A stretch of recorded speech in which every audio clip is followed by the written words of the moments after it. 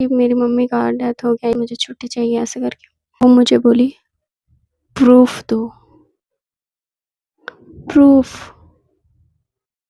मार्च 2023 ये मेरी लाइफ का वो महीना है जिसने मेरा पूरा लाइफ चेंज कर दिया। 2023 मार्च महीना, तब मेरी पहली जॉब लगी नहीं थी, तब मैंने पहला जॉब किया था। तब मैं 20 साल की थी। सबसे पहले मुझे याद है, मतलब उतना तो डेट मेरे को करंटली याद नहीं है, बट मतलब 8-9 तारीख को मैं निकली थी, 8-9 मार्च ऐसे ही 2023 को मैं निकली थी घर से। और शायद 2-3 दिन मैं अपने फ्रेंड के घर में रुकी थी। फिर वहाँ रुकने के बाद हम लोग निकले थे, जहाँ हम लोग को जॉब करना था वहाँ के लिए हम लोग निकले थे। वहाँ वहाँ पहुँचने के लिए हम लोग को लगा था 2-3 दिन ट्रैवल करना पड़ता है, तो उतना दिन में हम लोग पहुँच गए। दूसरा स्टेट का बात है, मतलब दूसरा स्टेट था वो। तो ये है, 2-3 दिन लगा हम लोग को ट्रेन में। ट्रेन में लाइक बहुत घटिया कंडीशन में गए, हम लोग को पता भी नहीं था, मतलब मेरे को पता नहीं था। फर्स्ट टाइम मैं ट्रेन बैठी, फर्स्ट टाइम बोलूँ फर्स्ट टाइम ट्रेन बैठी और मुझे नहीं पता था कि इतना 2-2, 3-3 दिन के ट्रैवल के लिए मेरे को स्लीपर लेना चाहिए या फिर एसी ऐसा कुछ लेना चाहिए। ट्रेन का टिकट कैसे बुक होता है वो भी मुझे नहीं पता था। फिर जैसे-तैसे करके हम लोगों ने 2-3 दिन ट्रेन में निकाला और हम लोग अपनी मंज़िल की ओर पहुँच गए, जहाँ हम लोग को जॉब करना था, जहाँ मेरा पहला जॉब लगा।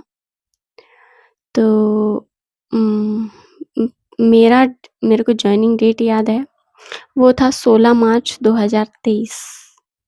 वो डेट जिस दिन मेरा पहला जॉइनिंग हुआ था जॉब के लिए। वो एक कंपनी था और एक एजेंट थी जो हम लोग को जॉइन कराती थी।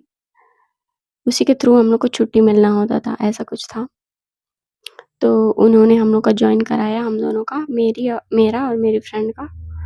फिर हम लोग का जॉइनिंग हुआ।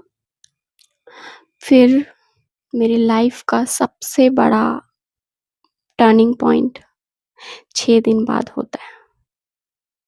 मेरी लाइफ का सबसे बड़ा टर्निंग पॉइंट, जैसे कि आप लोगों ने थंबनेल में देखा होगा, 6 दिन बाद मुझे फ़ोन आता है मेरी दीदी का। वो डेट था तो 23 मार्च 2023 को रात को मेरे को आता है 1 बजे फ़ोन मेरी दीदी का, और उसने मुझे बोला, मम्मी उठ नहीं रही है। हम लोग की भाषा में बोला, आयो माँ चुका लगी, मम्मी उठ नहीं रही है। मैं शॉक्ड, मैं बोली उठा, क्यों नहीं उठ रही है? उठा, ऐसे कैसे नहीं उठ रही है? उठा, मैंने ऐसे बोला। रोई जा रही है। अब मैं समझ गई, शी इज़ नो मोर। रोई जा रही है तो क्या समझ आएगा? मुझे क्या समझ आएगा? फिर ये घर पे ये रोई जा रही, मेरी दीदी रोई जा रही है, वहाँ मैं रोई जा रही हूँ। हम लोग एक हॉस्टल में रहते थे, वहाँ मैं रोई जा रही हूँ। मेरे रूम में मेरी फ्रेंड थी, उसको छोड़ के मैं ऊपर वाले फ्लोर में चली गई, जिधर हम लोग के स्टेट की लड़कियाँ रहती थी, वहाँ चली गई मैं मेरी फ्रेंड को छोड़ के। मैं सोची वो लोग कुछ हेल्प करेंगे, क्योंकि वो लोग का एक्सपीरियंस था, वो लोग पहले से वहाँ काम करते थे। मैं वहाँ जाके रो रही हूँ, मैं रो रही हूँ, मेरा आँसू रुक नहीं रहा, पूरा रात भर मैं रो रही हूँ। फिर मुझे नहीं पता मैं कब शांत हुई, कब सोई, मेरे को सोई नहीं सोई कुछ नहीं पता मेरे को। ये चीज़ हुआ, फिर सुबह हुआ। इतना मैं नॉर्मलाइज़ करके बना रही हूँ, बहुत टाइम लगा। मैं इसको 2-3 दिन से शूट करने का ट्राई कर रही थी इस वीडियो को, लेकिन मेरे से शूट नहीं हो पा रहा था। फिर भी मैं शूट करना अभी जैसे-तैसे करके मैं अभी शूट कर रही हूँ। लाइटिंग सही नहीं, कभी अभी लाइट चला गया। जैसे कि आप लोगों ने देखा कि लाइट चला गया था, अभी भी लाइट ब्लिंक कर रहा है। मैं फ्लैश और हल्का सा रिंग लाइट जलाई हूँ, पता नहीं लाइट का प्रॉब्लम हो रहा है, स्टेबल नहीं है। मैं ये बताना नहीं चाहती थी इस बीच में, लेकिन मुझे ये बोलना पड़ रहा है। तो मैं वहाँ हॉस्टल में रोई जा रही हूँ, यहाँ मेरे घर पे मेरी दीदी रोई जा रही है। फिर जैसे-तैसे सुबह हुआ, फिर आया छुट्टी माँगने का दिन। मतलब रात से सुबह हुआ, फिर आया छुट्टी माँगने का टाइम, ठीक है? अब मुझे छुट्टी चाहिए तो सबसे पहले मुझे वार्डन से पहले मुझे उस एजेंट से बात करना पड़ता, क्योंकि वही मुझे छुट्टी दे सकती थी, क्योंकि जैसे कि मैंने बताया उसी ने मुझे जॉइन कराया था, तो उसी के हाथ में था मेरा छुट्टी और सब कुछ, तभी वो बोलती तभी जाके मुझे छुट्टी मिलता, ऐसा था।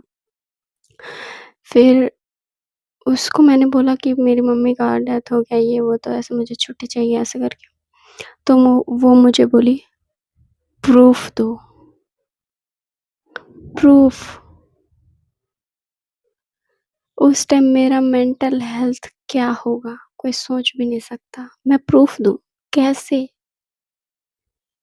मैं बोलूँ घरवालों को फ़ोन करके कि मुझे मम्मी का फ़ोटो भेजो मारा हुआ, कैसे बोलूँ मैं? और फिर मेरा रो-रो के हालत ख़राब हुआ, फिर रोई-वोई, पता नहीं फिर कैसे-कैसे तो मुझे छुट्टी मिली। और वहाँ की लैंग्वेज भी मेरे समझ से बाहर था, क्योंकि अदर स्टेट है, तो ऑब्वियस सी बात है, मैं बताऊँगी ना कौन-सी जगह है, लेकिन वहाँ का लैंग्वेज हम लोग बिल्कुल नहीं समझते थे और उसकी वजह से बहुत प्रॉब्लम था, ऐसा कुछ लैंग्वेज बैरियर ऐसा टाइप। और मुझे जैसे-तैसे करके मुझे छुट्टी मिल गया।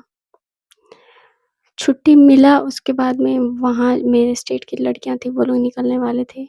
1 दिन बीत गया, मतलब वहीं 1 दिन बीत गया, फिर दूसरे दिन उनके साथ मैं निकली घर के लिए। तो फिर ऑटो या कुछ लेके हम लोग निकले, तब तक मेरा आँसू पूरा सूख चुका था। हम लोग प्लेटफ़ॉर्म पे बैठ के ट्रेन का वेट कर रहे थे। मुझे व्हाट्सएप पे फ़ोटो आता है, वो फ़ोटो देख के मेरा आँसू रुक नहीं रहा है। मैं पागलों की तरह रोई जा रही हूँ, वापस रोई जा रही हूँ, आँसू सूखने के बाद और रोई जा रही हूँ, रोई जा रही हूँ। जैसे-तैसे करके हम लोग ट्रेन में चढ़े। ट्रेन में चढ़ने के बाद मतलब हम लोग का 6 लोग का टिकट था या फिर 4 लोग का, मुझे नहीं पता। उसमें से एक लड़की वॉशरूम गई थी, तो उस एक लड़की के बदले मैं बैठी रही, तो बन गया जैसे-तैसे करके। जैसे-तैसे करके हम लोग पहुँच गए अपने स्टेशन।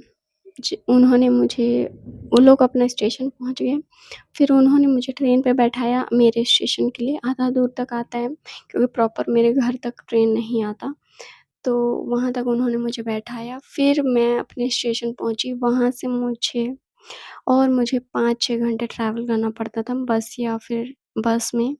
फिर मैं जैसे-तैसे घर पहुँची और मुझे सिर्फ़ एक बात याद आ रहा था मेरी माँ का, जो उन्होंने मुझे आखिरी बार कहा था मेरे जाने से पहले, कि मत जाना, क्यों जा रही है?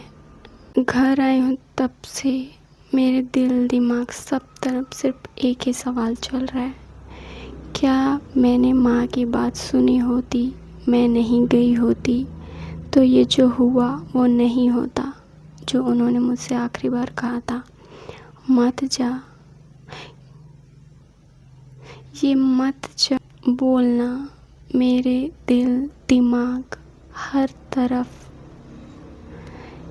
बस चुका है कि मैं खुद को सवाल कर रही हूँ, या मैं कैसे प्रोसेस करूँ इस चीज़ को। अभी इस बात को हुए 3 साल हो गए, लगता है सदियाँ बीत गई। जब कोई पर्सन आपके साथ रहता है तो आपको उसका वैल्यू नहीं रहता, बट वो पर्सन आपकी लाइफ में नहीं होगा, तब जाके आपको उसका वैल्यू पता चलता है। तो जो आपके साथ है, आपके पेरेंट्स, तो आप उनका वैल्यू करो। आई नो कि वो लोग आपको इरिटेट करते हैं, कुछ बात के लिए आपको रोकते-टोकते हैं, बट वो सब चीज़ नहीं होता ना लाइफ में, तो आप बहुत ज़्यादा मिस करते हो। वो चीज़ किसी और को मिलता रहता है, आपको नहीं मिलेगा, तो आप हर पॉइंट में उसको मिस करोगे। आई नो मैं इतनी बड़ी नहीं हूँ कि मैं ज्ञान दूँ, बट जो मेरा एक्सपीरियंस है मैं वो शेयर कर रही थी। बस मैं यही सोचती हूँ कि क्या मैं नहीं गई होती तो जो हुआ वो नहीं होता, या फिर क्या होता।